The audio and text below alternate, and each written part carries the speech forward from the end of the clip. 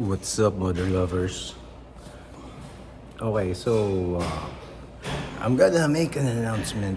So we're gonna be we have some plans this coming 2026, and it involves once again for the nth time uh, uh, moving to make this channel, the podcast, more active. A lot of things happened in my personal life, and I need to make some adjustments. And I think, giving the podcast a lot more time is one of them. Kasi uh, yung TPKP kasi there's a lot of things involved in running that show. One is mag-isa lang ako, di ba? And it is recorded in our private home.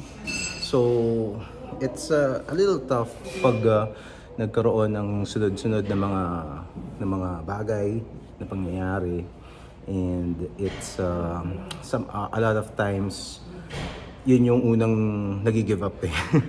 Unfortunately. So, kapag nagkasunod-sunod yung mga deadlines and personal stuff, kasi mahirap mag-coordinate ng guests.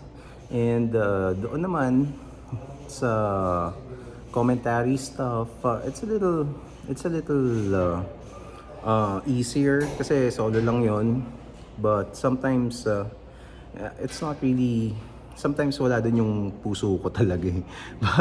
But I'm gonna have to try harder and check out kung ano yung mangyayari. I'm gonna try a different approach din dito sa podcasting.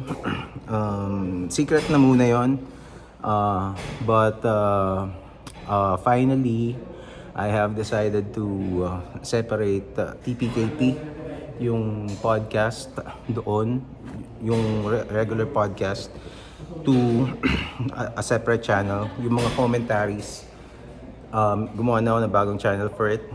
It's called The Comics Man Method. Hanapin nyo dito sa YouTube. Nandito na yun, may bagong channel na for it, and also in Facebook.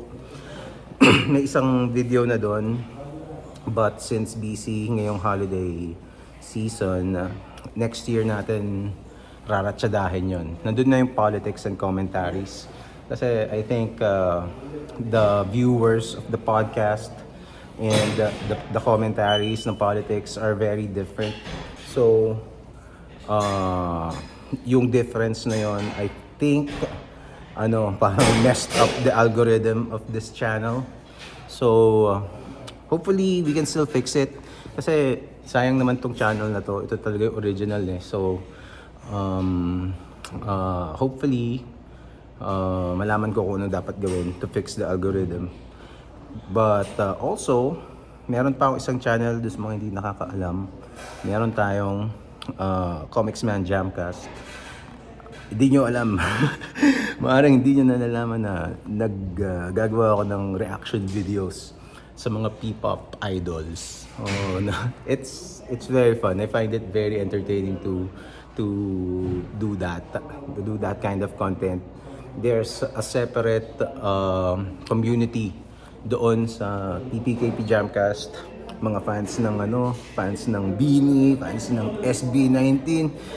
Kino-commentan ko yung mga nagre-reaction videos ako dun sa mga stuff nila, and it's very entertaining for me.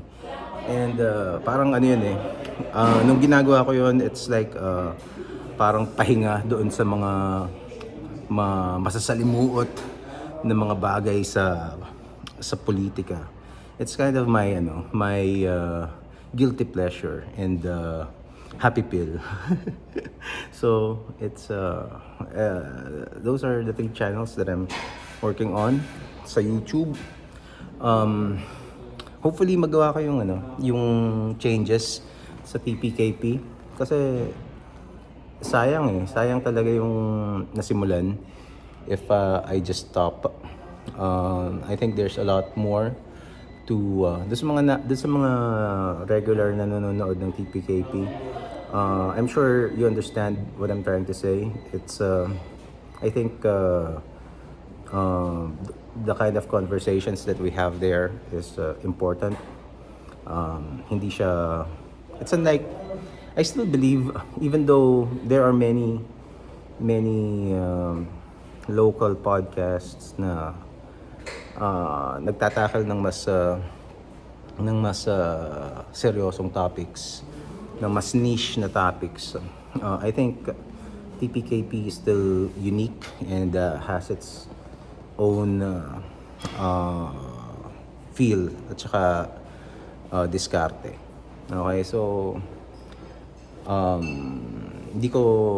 have no plans of abandoning it completely, but it's become really a challenge to sustain it regularly talaga. And I suppose yun lang. I hope you had a good year. If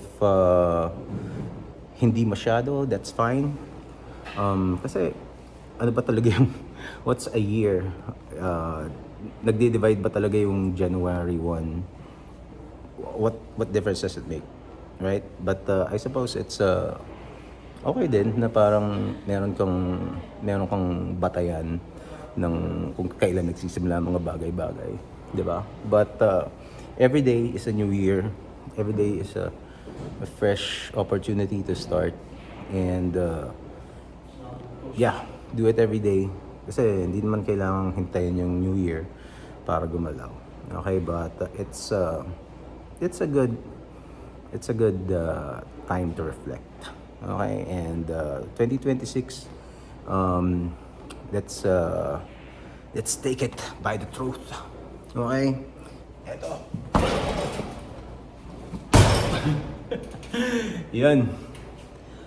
Yun muna. Paalam.